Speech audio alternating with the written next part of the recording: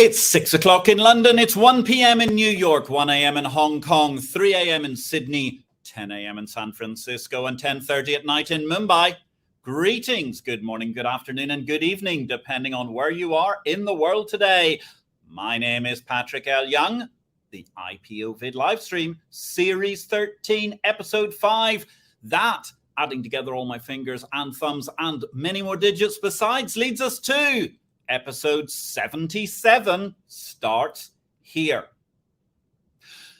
We're in London today and obviously organising the funeral this week of a 70-year monarch who was, by pretty much every metric, the most recognised woman on earth for several generations, has been quite the challenge. But London lived up to the incredible excitement. For those who like their history, HRH, Queen Elizabeth II, was laid to rest yesterday after a funeral service at Westminster Abbey, marking only the first royal funeral there since George II in 1760. In other words, actually, before most of the nations represented in the cathedral, of which there were 150 something, existed in the first place.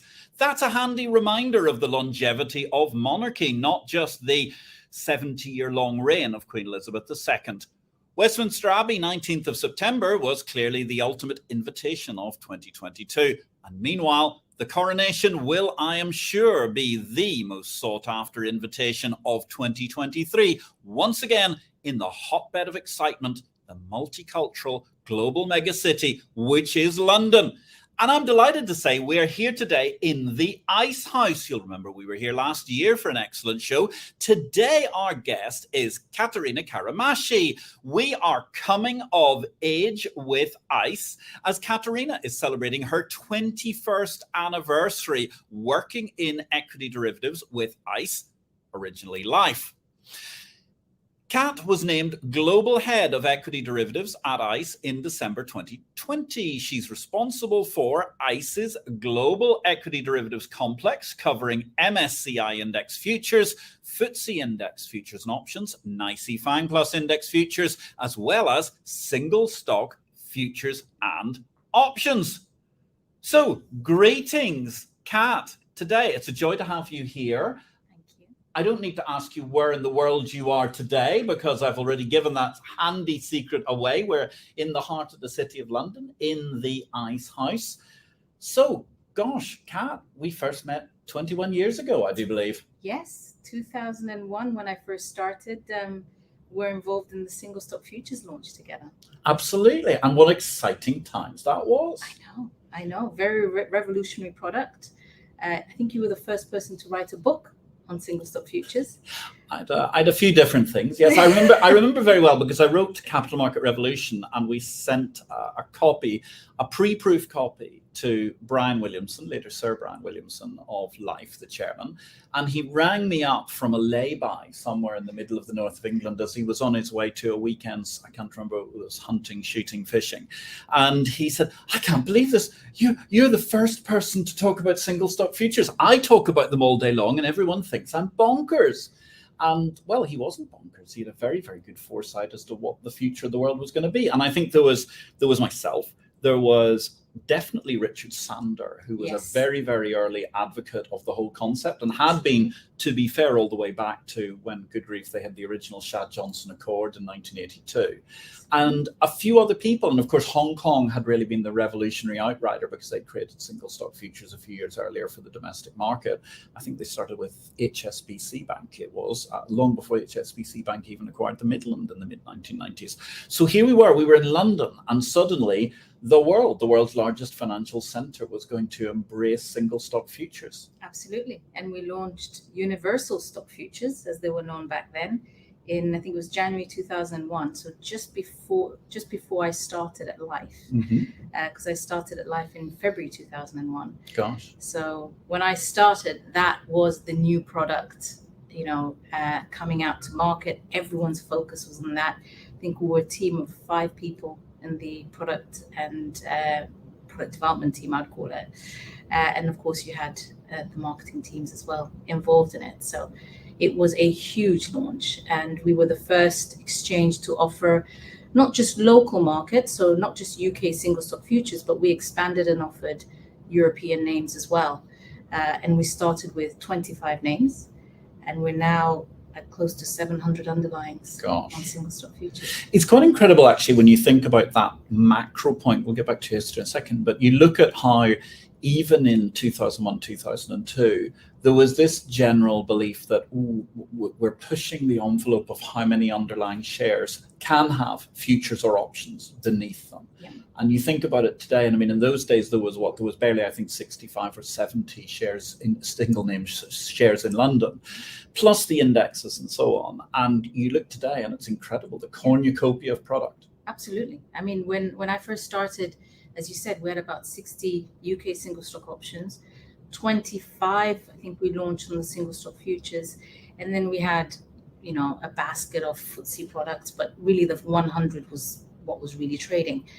And fast forward to today, not just on ICE, but across the globe, the amount of underlyings that you can list single stock futures and options on is vast. Yeah. On ICE, when we migrated from LIFFE to ICE, we were covering emerging markets and developed markets on the single names. Yes. So huge development.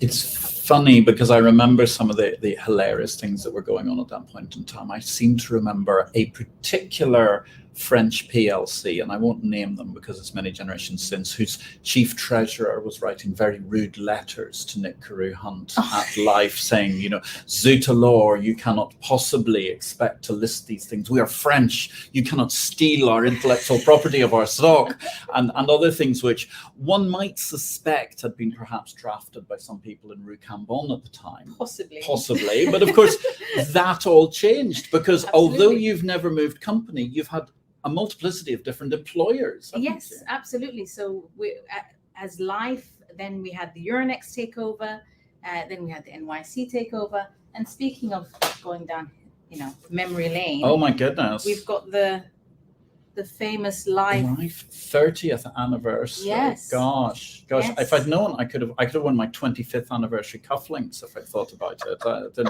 Didn't get. Unfortunately for today, we're still mourning the Queen, ladies and gentlemen. Absolutely. So therefore, I've got my Union Jack Mini Coopers with me today. So on behalf of Her Majesty's passing.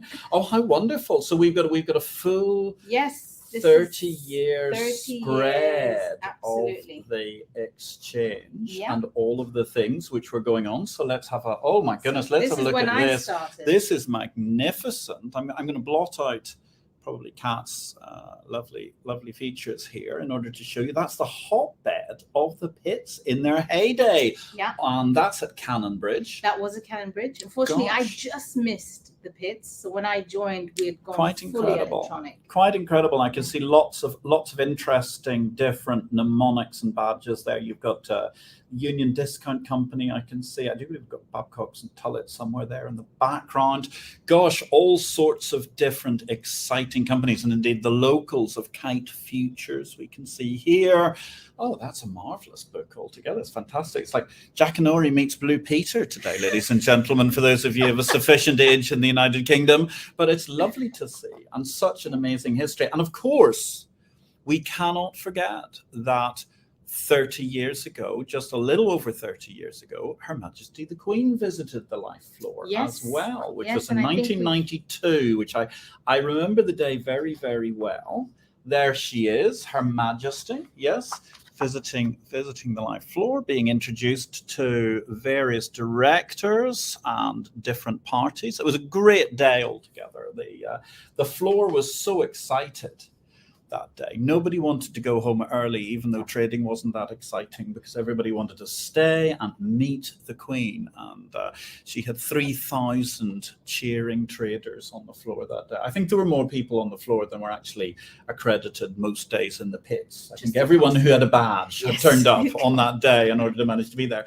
So it's incredible history. So then we get to, so soon, I mean, not that long after you join LIFFE, and you suddenly find that you're going to be part of Euronext LIFFE. Euronext LIFFE, absolutely. So Euronext LIFFE took us over in 2002, so just under a year after I joined. And then, of course, you had the Euronext derivatives franchise merging with the LIFFE equity derivatives franchise. They also had a fixed income franchise as well.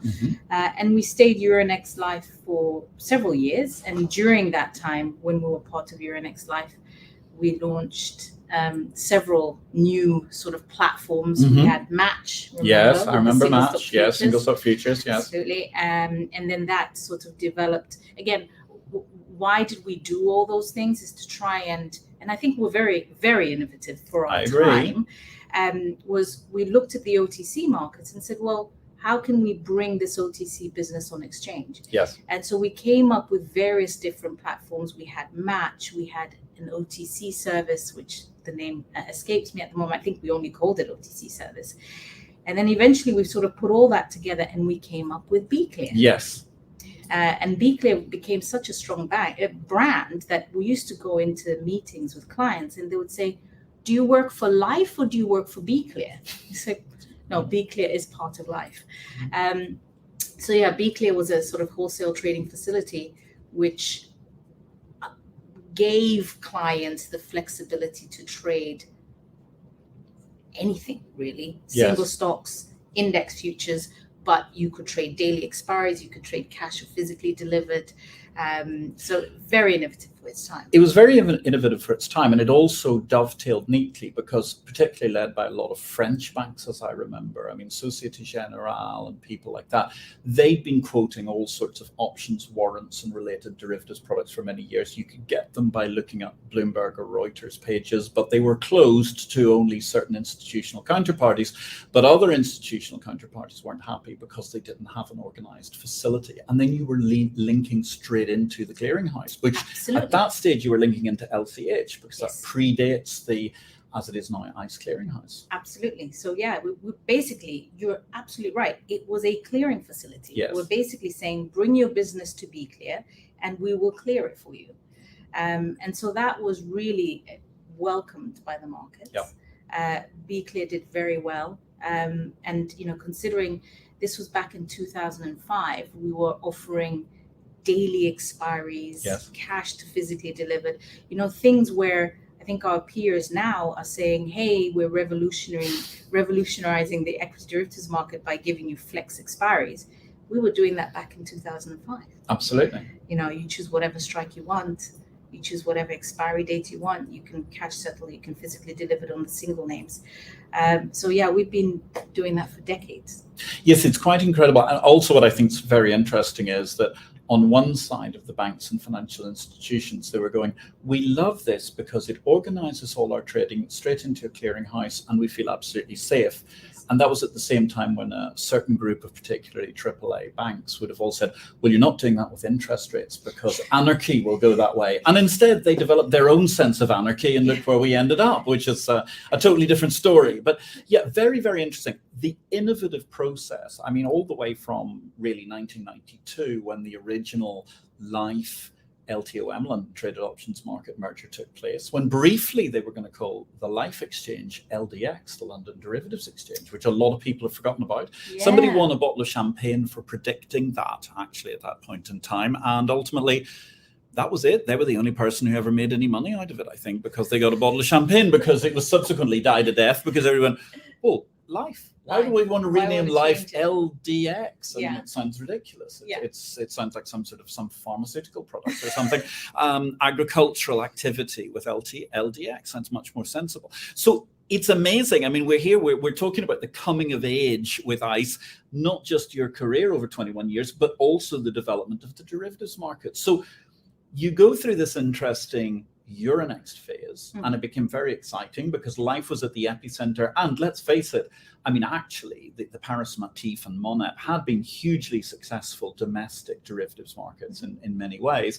And you also then had the Amsterdam market, which had been the original European options market for single stock names just months ahead of LTOM in the 1970s. Then, of course, you get another corporate upheaval just as you're managing to get used to that one. Yes, then we move on and the NYSE and Euronext LIFFE merge because of mergers of equals. Yeah, well, exactly. It's a great, it's a great phrase, merger of equals. It covers a lot of things. Like, yes, I think The most politically incorrect description of merger of equals was when they asked a German correspondent many years ago about a telecoms merger, and they said they're calling this a merger of equals, to which she replied, well, they said that about Austria and Germany in 1938. But we wouldn't possibly say anything so politically incorrect on a show like this, ladies and gentlemen, and we're certainly not eschewing that as being the corporate policy or belief of intercontinental exchange.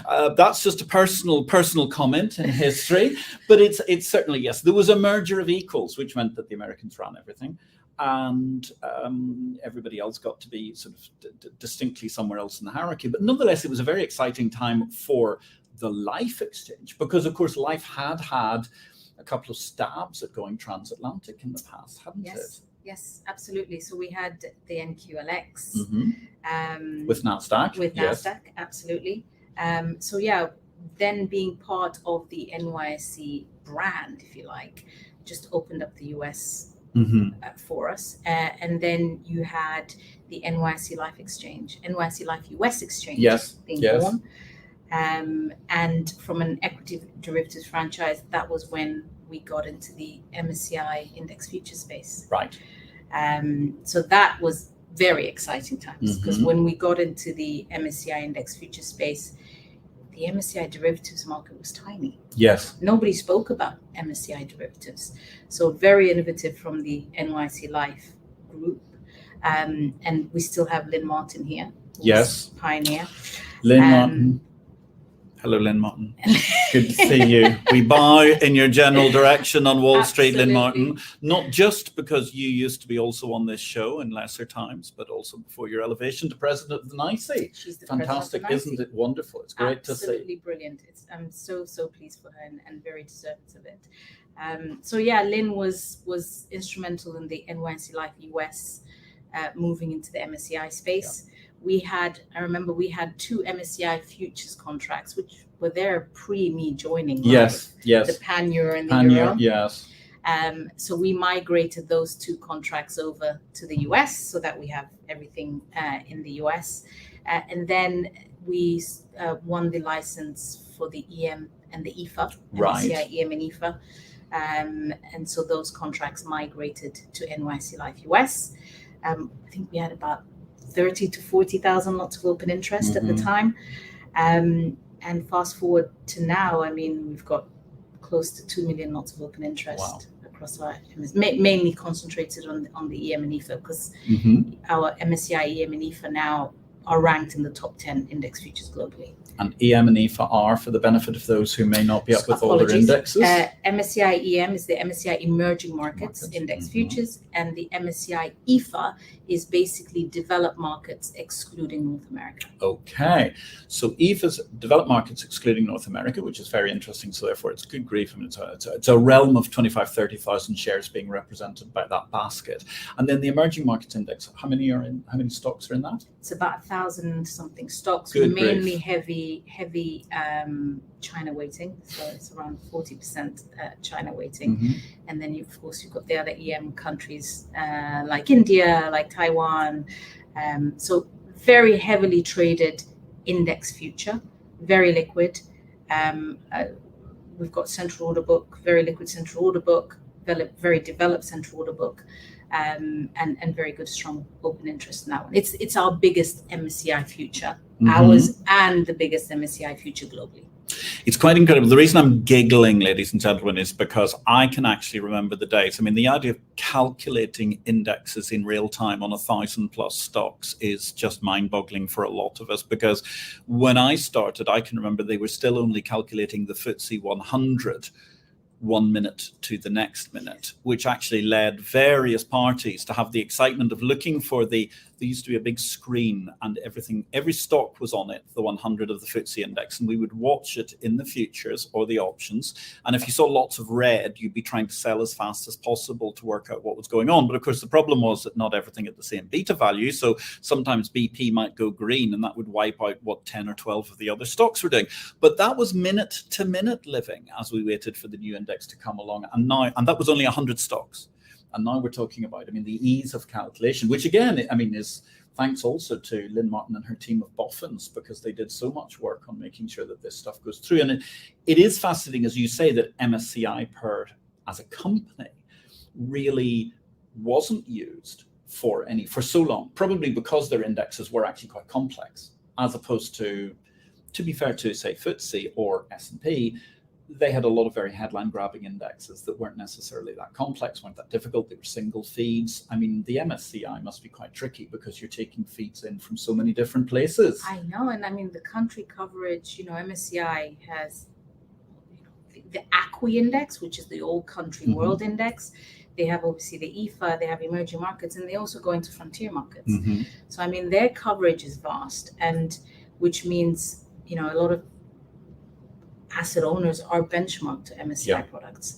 And historically, a lot of these asset owners would look for proxies in the derivatives world and say, well, this is highly correlated to that. It's liquid enough, so I'll use that to trade or to, for my hedging. But now that the MSCI derivatives business has developed, people can use the exact derivative product that they're benchmarked to. So EM, brilliant that NYSE Life US got into that space at that point, because it just, if you look at open interest, and I can share this with you later, it's just upward sloping, and it continues to develop as well. But therein, I mean, is something fascinating. We still haven't got through all of the owners of your wondrous franchise and your employers over time yet. But you look at the whole way the macro has developed. I mean, we mentioned this earlier, 20 years ago when you started, people thought the known universe was going to be a very, very modest number of people. It reminds me all of it. What was that great comment about Daimler-Benz originally said the world market for cars was about 10 to 12,000, because that was the number of carriage drivers who could be retrained as chauffeurs, which always reminds me of the options futures world, because you look at now, I mean, good grief, how many roughly, I mean, there's 4,000 or 5,000 traded options available throughout the world quite easily on single name stocks, if not more. Easily. It's just incredible. Absolutely incredible. And there is a lot of overlap. Yes. Right. So, especially in the US market, there's definitely overlap because you've OCC mutual clearing. Exactly. In Europe, there is also overlap, though you don't have that mutual clearing that we have in the US. But you could trade a Deutsche Telekom option on ICE. Yes. On Eurex and on Euronext. Yes. And they all pretty much have the same contract specs. So yes, the number of options is vast. Yes. The number of underlying has also grown substantially, but there's a lot of overlap between the European exchanges. But it's also incredible. I mean, that underlying liquidity growth has been sensational, because it's not just about the number of products available. The simple fact of the matter is that 20-something years ago, there were really only 5 or 10 evergreen liquid options. The rest relied on a corporate action, at which point in time, suddenly all attention was on commercial union or whatever was going on, or land securities or something like that in the UK market. And you look at it today, I mean, well, particularly in the United States of America, the depth of liquidity is scintillating. Yeah, it's huge. I mean, the growth that was seen in the US is amazing on the US option side. It's been great because we have NYSE options business. So we have 2 exchanges covering the options markets in the US. So they have seen phenomenal growth on that side. Less so in Europe. And I think it's very much the structure of the market and the structure of the users of the market. I think in Europe, and again, I'll only speak about the UK market, the use of derivatives products by the retail investors is not as high as if you compare to the US market and even the Dutch market, for example. Yes. So there is less retail participation in UK single stock options. There is some, but it's not as big proportionally as it is in the US and I would say the Netherlands as well. Several factors. I mean, in the UK, CFDs, spread betting, very popular in the retail market. I think retail really focus on that, and retail brokers focus on those products a lot more. I think there's also taxation issues in terms of how options are taxed versus spread betting and CFD. So I think there's a lot of things that need to be fixed to make retail in Europe become more option friendly, if you like, or become more users of the derivatives. And something we're definitely looking into.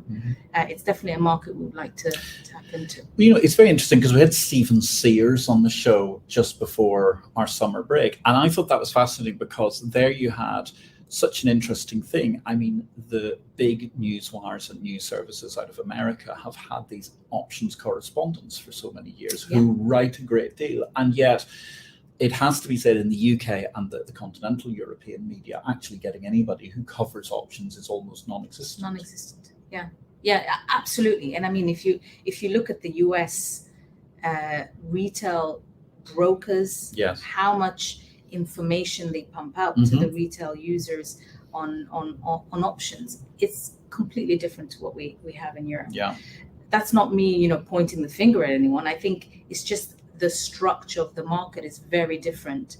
I think Europe has been much more institutionally focused, building products for institutional users as opposed to building products for the retail players. Well, I think that's true. And I mean, that's certainly the history of the City of London, which is an institutional financial centre, which happens to bring the UK retail market with it, but it's vastly oriented in that sense. And obviously also, I mean, in the last couple of years, you had this amazing Reddit phenomenon, which took off in the USA.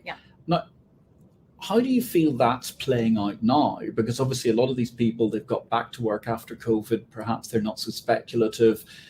What's your sort of feeling about the way that that's impacted the market and going forward? So I think we got to a point, mid-COVID, where it almost got dangerous, where people, I think some retail investors saw it as I'm playing a game as opposed to I'm risking money here. And yes, that helped volumes, hugely helped volumes. And I think we saw some of that leak into Europe as well. And it may not have been that they were using the UK stock options, for example. They're probably trading US stock options. So yes, it did help bring volumes, but I think there was also a danger. Were these retail participants knowing what they were trading? And knowing the risks associated with what they were trading? Because I think if you are a knowledgeable retail investor and you understand the risks, then absolutely trade options, all day. But if you don't understand the risks associated with it, it's almost this peer influence of everyone's in it, so I want to be. What is it, FOMO? Yes, Fear absolutely. FOMO, FOMO, right? Total FOMO. I've been trading stocks, but my friends are trading all these options. I want to get into it. So I think there was an element of that which was a little bit scary in the US markets. But I think the silver lining of that is a lot of people started trading options and got to understand and learn a bit more. Well, I think the other thing, I mean, the one thing that's revolutionary to me is you look at, good grief, so I'm really showing my age. I mean, I first traded London traded options, market options, I think in 1984. When I would like to point out, I was barely much beyond an embryo. And I was an early adopting embryo. I traded early, invested early. But you look at one thing which is incredible, is the cost structure. I mean, my goodness, at that point in time, you would easily pay pretty much, even with a good broker, you were paying probably 1%, you're probably paying at least £20 a trade, which is therefore going to be a couple of ticks in an option, which is quite a lot because of delta. And if you don't know what delta is, go check out another YouTube video to understand delta, because it's so important. And you look at it now, and I mean, it's incredible. First of all, I applaud all the exchanges and the clearinghouses, because the costs are absolutely wafer thin. I've never understood why people want to trade this cryptocurrency malarkey, given how expensive it is compared to the nickels and dimes. But you can go to a major broker, not mentioning any in particular, but any of the major American brokers, and I mean, a couple of dollars gets you an enormously long way in terms of trading an option. And that's absolutely sensational when the tick size is instantly, usually always $5, $10, $20, something like that between them. And that cost, I mean, that coming down in cost by 99% or something during the electronic age has been absolutely revolutionary as well. Absolutely. Definitely. On the single names trading fees have only been going in one super direction. Competitive, Very yes. commercialized, and that begs the question, to your point, why aren't more people trading these products, which have become so much more accessible as well, yes, compared to other less transparent products. Well, certainly you look at out of the money hedging and things like that, which used to be expensive by dint of the cost of transaction. Now you can buy yourself insurance, and it's effectively costing the insurance plus a couple of bucks. Yeah. I mean, a little more, and that makes such a difference. I mean, you mentioned how much the overall fees have come down, and they've come down across everything. And actually, most of the squeeze, the compression's really been on the broker side as they went more electronic. But it's fascinating. So, going back to our macro overarching here, I realize we're still one name behind, because we've managed to get ourselves through the incredible emotion of whatever it was, Euronext, LIFFE, NYSE, Euronext, all of those things. Yes. So we were LIFFE, Euronext, LIFFE, then we became NYSE Euronext, NYSE LIFFE.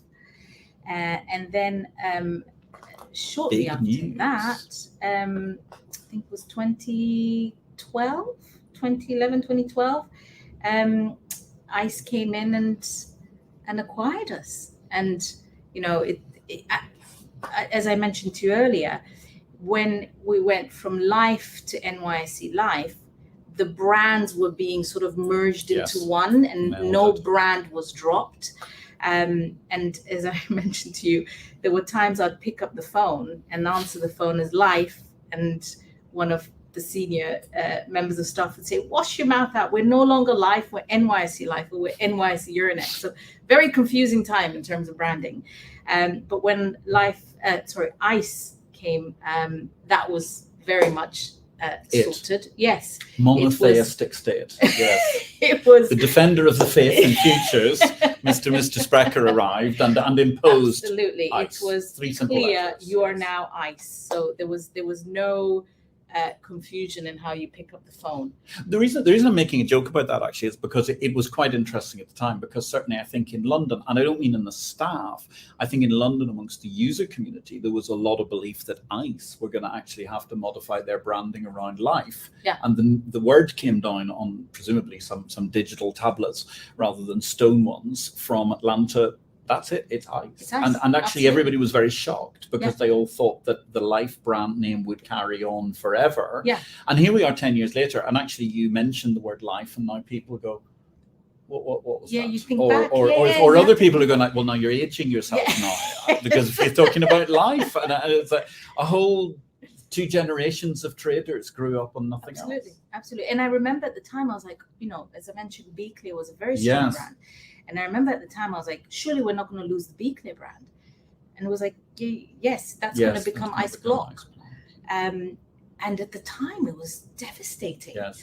But when you think back now, it makes complete sense, right? Because you have to have one brand. You have to have one face, if you like. Whereas previous to that, it was a little bit more fragmented. So. Yeah, it's really interesting. So, I mean, suddenly you become part of this very fast-moving global powerhouse. You say farewell to some fond farewells to some friends, because from the moment that deal was done, your Parisian colleagues and so on went out the door with Euronext, and you had this very interesting appraising where different products had to be gently eased off. But you end up with a powerhouse core. I mean, in Europe, you end up with a powerhouse core, for example, in the FTSE indexes. Correct. Yes. So we kept, as you said, a lot of my ex-colleagues are still at Euronext. So, it was very strange being part of one team within a company for them to then move on to a competing exchange. I have a lot of respect for my ex-colleagues, and I wish them well, but we kept the old LIFFE equity derivatives business, which, as you said, includes the UK single stock options and also the FTSE products. And of course, as I mentioned earlier, we had NYSE LIFFE US, and that was the MSCI franchise. So what does the equity derivatives business look like today? So in London, we have the FTSE 100 futures and options, we have the FTSE 100 dividend futures, and we have the FTSE 250 futures and options. We have other FTSE products, but those are the main core products. We have single stock options, as I mentioned, 600 different underlyings of single stock options and futures, and we also have dividend adjusted stock futures. In the US, we have the MSCI futures franchise, we have FANG, and we also more recently launched futures on some of the IDS indices. So the semiconductor index is one of them. So that's the products on ICE Futures Europe and ICE Futures US. ICE, being the unique exchange that it is, not only has exchanges in Europe and the US, but also has exchanges in Singapore. We have an exchange in Abu Dhabi. We have an exchange in the Netherlands. So we as product owners can list products on any of those exchanges. And they could clear into the clearing house located in the same exchange, or they could clear on other clearinghouses. So that's the uniqueness of ICE. It has this matrix of exchanges and clearinghouses that can all work together. So as I mentioned, ICE Futures Singapore, we've got MSCI futures there as well. We've got also a future on an IDS index, which is our own in-house index provider. So far, my little world is ICE Futures Europe, ICE Futures US, and ICE Futures Singapore. Could expand further in the future, but we'll see.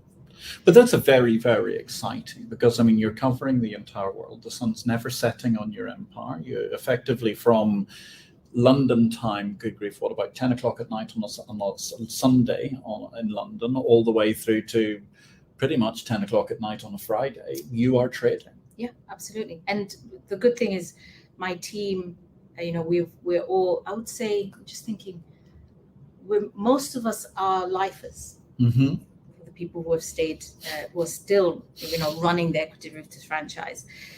So we've got people based in the US, in New York and Chicago. We've got people here in London, and we've got people in Singapore. So in terms of when a client wants to contact us because they have a question, there's someone always homogeneously somewhere. Absolutely. There's always someone who'll pick up the phone or respond to a message. And we have to be that way because, to your point, the nature of our products. And it's an interesting point you make, where the LIFFE brand has died, but there's still a cast of people known as the lifers. Yes. All the way up to the president of the New York Stock Exchange, as we were mentioning earlier. It's so interesting. Absolutely. And there's all of these people who identify themselves. There were also the people who were on the floor, etc. And we all end up collectively calling ourselves lifers in one way, shape, or form, which is quite an interesting thing. Because I don't think of any other exchange where you've got a single kind of mnemonic extended acronym where people talk about themselves in the same way, although there are obviously a lot of people in Chicago who used to be on the floor, etc. But you don't have the same perhaps ethos as there was in the LIFFE marketplace. So I mean, looking across this vast, I mean, it really is vast. I mean, you've got multi-thousands of names of individual companies. You've got, well, actually, I mean, I'm not even sure you can calculate every single index that you have, because there are various things you can trade OTC, but you're talking hundreds upon hundreds of indices, which cover pretty much any possible outcome that you may wish to see. Yeah, on our MSCI franchise, I mean, we've got, again, if you view MSCI's offering as a tree. Yes. So you start with the All Country World Index, the ACWI, and branching out of that is you've got developed markets with the MSCI World, and you've got emerging markets with the MSCI Emerging Market Index. You also have Frontier as well. If we focus just on developed and emerging markets, branching off from that, you then have the regional indices. Right. So EM Asia, EM EMEA, EM LATAM, and in the developed markets, you've got Europe, the Pacific, etc. We cover that whole universe. Incredible. So we have we have futures on about 100 different indices. We've got sector indices as well, like the world sectors, the Europe sectors, EMU sectors, and stuff like that. So on the MSCI offering, it's vast. Right. On the FTSE offering, we focus much more on the UK. Okay. That's our UK derivatives offering. We are the leaders in that. We've got pretty much all the open interest. We've got about 200 billion pounds of notional OI in the FTSE products, of course, mainly focused on the 100. Yes. But our focus in the past year or so is really to build the FTSE 250 index futures and options. Right. And we've seen great growth in the FTSE 250 futures. And so FTSE 250 is 200. So it's the mid-cap contracts. Right. So you've got the 100, which is the biggest. And then the 250, the next ones. And then if you add the 100 plus the 250, you get the 350. Correct. There you go, masculine intuition There strikes you go. again. Yes, exactly. But obviously that's very good because then you get each of those tracked back. Yes. I mean, I was thinking back, you were talking about, the pan-European indices, for example, that you're talking about. Well, I can actually remember being on the LIFFE floor when the very first attempt at that was made, which was the Euro track, which was the mid-1990s. Yes. And I mean, actually the early 1990s. But that was very interesting because that was before what I might call the CNBC-ification of the marketplace. Everybody got up and they got up in their own national silo. And actually, to be fair, the European Union's MiFID didn't really, there was no ability to cross-border trade because you were paying double brokerage from one border to the next. So people weren't thinking pan-European outside the box. And you obviously had that very clever idea of the Eurotrack. What was the Eurotrack 200, which sat alongside the FTSE 100. So therefore it ought to have run off each other, but unfortunately just never worked, which is the story of these products. I mean, let's face it, a lot of them change. Although that does raise an interesting question for me. I mean, over your coming of age with ICE, Kat, have you managed to improve the run rate of what products really work? Yes, absolutely. So of course you have the legacy products, right? The 100 was launched in 1984. Exactly. Future, yes. Right. So those products, you continue developing them. Maybe you're tweaking here and there. You're adding new months. You're extending the expiry and stuff like that.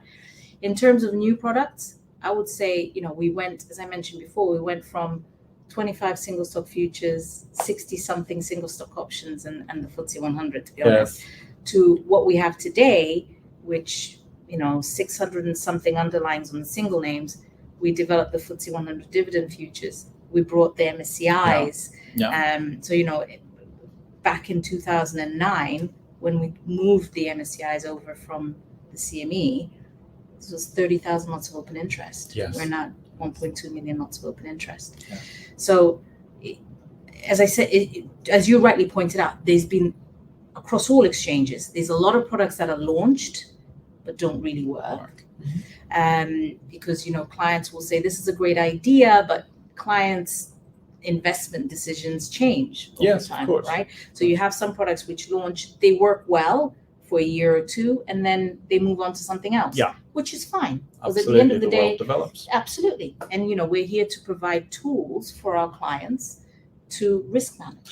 And also, of course, you've got this whole issue of cyclicity. So therefore, certain things are incredibly hot at some points in time. Absolutely. A few years ago, we could not get enough of China. Yes. Right now, everybody's kind of, well, maybe when they've sorted out the banking system and perhaps when the property bubble has sort of come to a pleasant, elegant conclusion, or even an elegant conclusion, we'll come back. And obviously that happens. I mean, markets change across the world, so you're not going to get go-go growth and everything. In fact, the only time I can think of in my whole career we had go-go growth and everything was the middle of 2007, and that was obviously a perfect warning that the music was about to stop quite badly because you had actually contra products all going up at the same time. Interesting. I mean, in terms of, though, looking at products, so I'm not going to ask you to opine on this, but if we take, for example, oil, the West Texas Intermediate Futures are now almost geriatric. I mean, they were introduced in 1982 when everybody had big Dallas hair, power shoulders, you name it, that's only the blokes. You move on 40 years. How do you, in the equity business, allow for the changing mores or developments of that market? Because obviously certain products in different places have been tweaked, and certain commodities, for example, have been tweaked. I mean, okay, they change perhaps delivery process and so on. At least, thank goodness for equities, it's easier because it pretty much delivers the same way it used to deliver. But What do you see as being the requirements, just at a high level, in terms of the maintenance that some of these contracts may need over time? So, maintenance of a product can vary from changing the contract size, Yes. which is a big lift, Mhm. right, to just changing the block trade threshold. Right.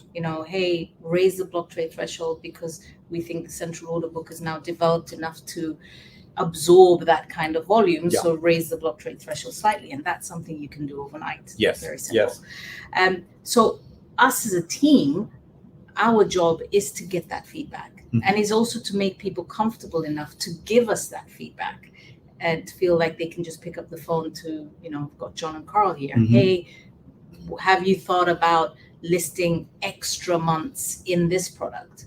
And we as the products people sit back and think, well, can we do this from a technological perspective?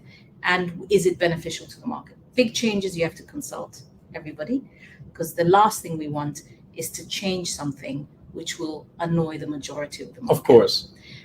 So there's always a consultation process happening, be it formal and informal, depending on the size.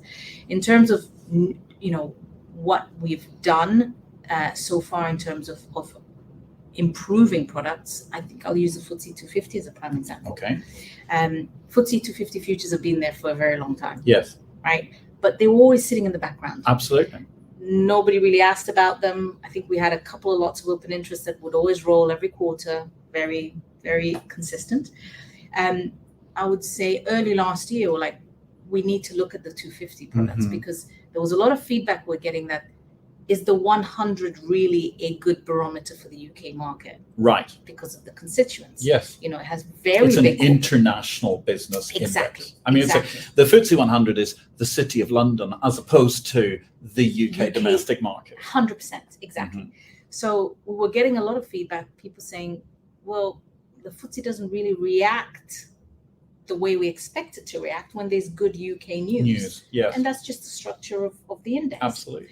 So we said, well, what can we give the market, which is a better barometer of this market? And it's the 250. So we invested heavily on market maker programs to build liquidity in the order book. I'm thankful to say, it's been a year we've had this program that we've been running. We're going to renew it for another year, or we have already renewed it for another year. But we're getting more firms coming in and being willing to market make the FTSE 250, which makes the end client more comfortable, because they're seeing, okay, that's a healthy order book. I'm willing to interact with that. Mhm. So we've seen volumes grow in the 250 futures, which is brilliant.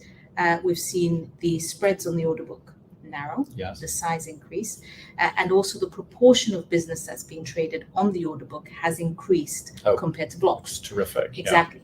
Pre all these changes, just over a year ago, I would say 20/80 in favor of blocks. Wow. I think in August we were 66% going through screen. Right. So huge improvement, but we continue to invest in it, get more market makers, make people more aware of the liquidity that is building. Mm-hmm. Yeah. Fascinating talk about the futures index business and the ICE coming of age and the whole market. I'm going to ask you one question which always fascinates me: options. Now, for instance, you talked about the Reddit phenomenon. What I'm very interested in is, if you look at Interactive Brokers, actually, who I think are an incredibly intelligent broker. I don't say that against other brokers, just there is no argument they are an incredibly intelligent broker. They used to be market makers and so on. They've come recently and effectively said you have to have at least $100,000 in an account in order to be able to have any short American expiration premium, even a call spread, which I find quite incredible, because to my mind, if you've got a call spread, well, you're basically covered. I mean, you've got 1 or 2 hours possible risk because you don't see a notification, but the world should not end in the course of time of what would happen. And actually what's going to happen to you there anyway is, if you've got a call spread, they're presumably, if you're long the call spread, they're going to exercise you on. So, I mean, most of the time it should actually cover itself with a lot of positions. So I'm just curious, do you see any particular trend in demand from customers in favor or against European expiration, which is expiration, for everybody who needs to know, expiration at one point in time on effectively the death of the contract, or American, where you can expire all of the way through the life of the contract? So we, on the single stock options business, we offer both. Right. Again, under ICE block, because we give you that flexibility. I would say in single stock options, it's still very American style. Yes. Focused, heavy. Yeah. On the index products, it's different. It's all European style, right. The index options. And I remember back in the days, we used to offer an American style FTSE options. Yes, I remember SCI, those. remember? Yeah. So that was delisted. We did offer it as a flex product on, at the time, Be Clear, now ICE block, but it never really gained any traction. So I think we're all creatures of habit, right? On the index futures side, and again, I can speak about the European market because that's where we have the index options. We don't have index options on ICE Futures US. I think there's still a preference for the European style exercise. On the single stock options, yes, on the flex products, we do see some open interest in the European style exercise, but not that much. Not that much. People still, though you have all this flexibility and people want all this flexibility, they still trade American physical third Friday expiries. Interesting, isn't it? Very, very interesting. So, I mean, we've been chatting for the better part of an hour now, Kat. We've been talking about the coming of age of ICE. Your fascinating career, essentially working in the same firm, but at the same point in time working under a very, very different range of management teams and so on. And we reached that point where I ask the same question every week. So I'm curious, as the author of Capital Market Revolution, whether it's within the stock index field, whether it's within the broader derivatives field, anything at all, where do you actually think the capital market revolution goes next? I think it's really on the index space, right? It's very much a space which is currently traded heavily in the OTC market in swaps format. I think with all the change in regulations that is coming, which is making the OTC market more expensive to trade versus on exchange, I think there is a bigger pie to go after in this OTC market to bring it on exchange. And that will benefit everybody. It'll benefit transparency. It's going to benefit the clients, because when you bring stuff on exchange, it becomes commercialized, it should reduce the costs, and it benefits ICE at the end of the day. And on that note, ladies and gentlemen, Kat Caramaschi, thank you so much. Ultimately, what we're looking at once again, ladies and gentlemen, is this is the age of the exchange. We're sitting here in the ICE House, home of the Intercontinental Exchange in Europe, with their global derivatives dervish, Kat Caramaschi, who's been with the organization for 21 years through the whole history of life and so on. I think it's fascinating. We've looked at the way that costs have come down, the liquidity that has increased, the Reddit era, the division of so many indexes, where we've seen subdivision of indexes, creation of new indexes, and the possibility that you can have 1,000+ constituent indexes being charged and priced in real time, with all of the underlying constituents coming from all of the different exchanges around the world. That, to me, is absolutely fascinating. You can catch our most recent podcast, which was with Jonathan Block. We were discussing how to disrupt exchange data internationally, which was a fascinating topic. And indeed, in next week's IPO-VID, we are going to have a fabulous guest. We're going to be going to Johannesburg in South Africa, to the Sandton area of that great city. We're going to be looking at A2X, a market for all, with Kevin Brady. In the meantime, ladies and gentlemen, until next week at the same time in the same place, live on Facebook, YouTube, and of course LinkedIn. My name is Patrick L. Young. I want to say thank you very much to our wonderful hosts at ICE. Thanks to our guest, Kat Caramaschi, and we're looking forward to continuing the incredible derivatives options revolution the world over with ICE and the other great exchanges on the world, because this, ladies and gentlemen, is the world of exchanges. And in many respects, I can end this by saying, this is your life.